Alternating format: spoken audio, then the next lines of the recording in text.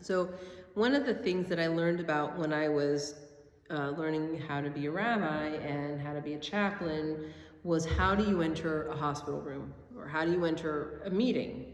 How do you enter any space and establish both who you are and see what's going on?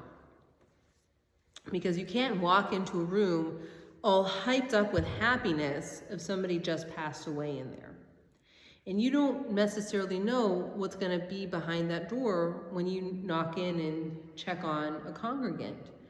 They may have gone into the hospital for reason A, and then something tragic may have happened. Or when you pick up the phone, you can't always say, "Hey, I'm super cheerful," either, because the other person at the end of the line may be there or may not be there. One of the things that I'm sure you're catching is, how do you tune in to the room that you are actually in?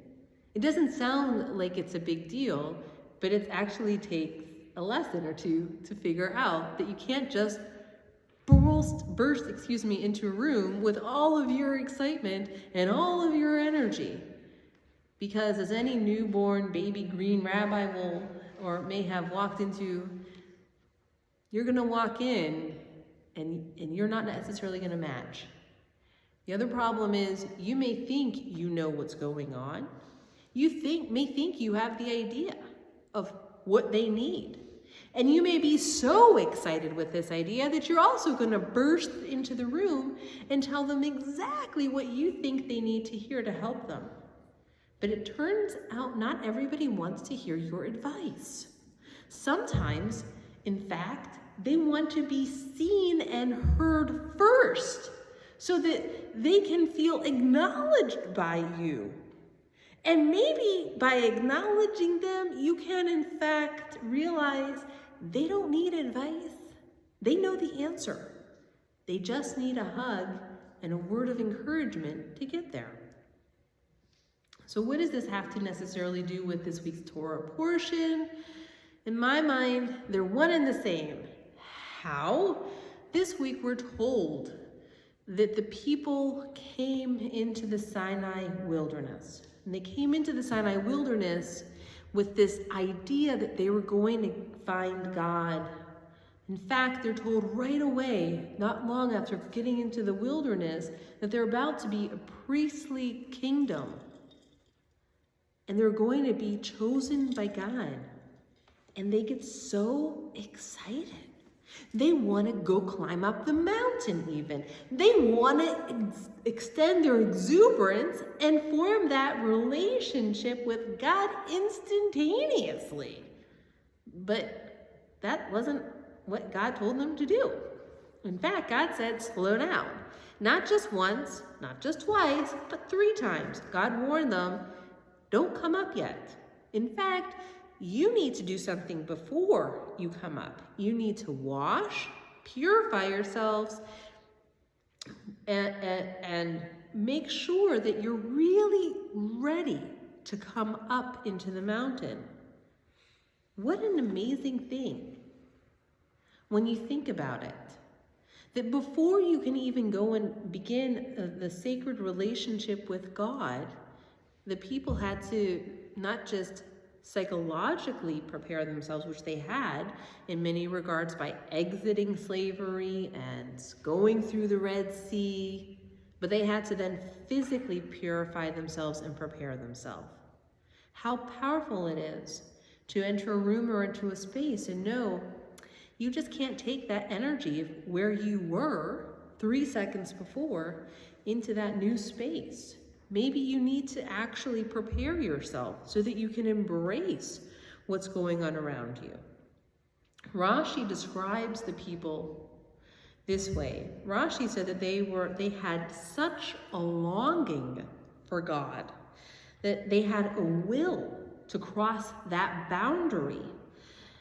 And we may sit here and think that that will to cross that boundary was in fact a beautiful thing. But Rashi uses the word ta'aveh, meaning they imply not just a longing, but an intense, maybe even destructive impulse, a bodily craving to cross that boundary, which is why that boundary existed so strongly. But think about in your own life. There have been times, I am sure, when you were full of exuberance, so much so that you wanted to just jump over the line. Or maybe you saw something happen in front of you and you were reactive to it in such a profound way. It's like your reptilian brain took over, almost, and you just reacted. What I think this is, again, reminding us of, with that boundary being present, is the need to slow down, to take a breath, to pause even, and to see what's going on again in front of us. I think the fact that Rashi points it out tells me that it's such a human thing to want to cross that boundary with exuberance. But don't forget who was on the other side. God. God descends upon the mountain with a cloud. And we learn in the mystical tradition that God too had to shift when meeting humanity.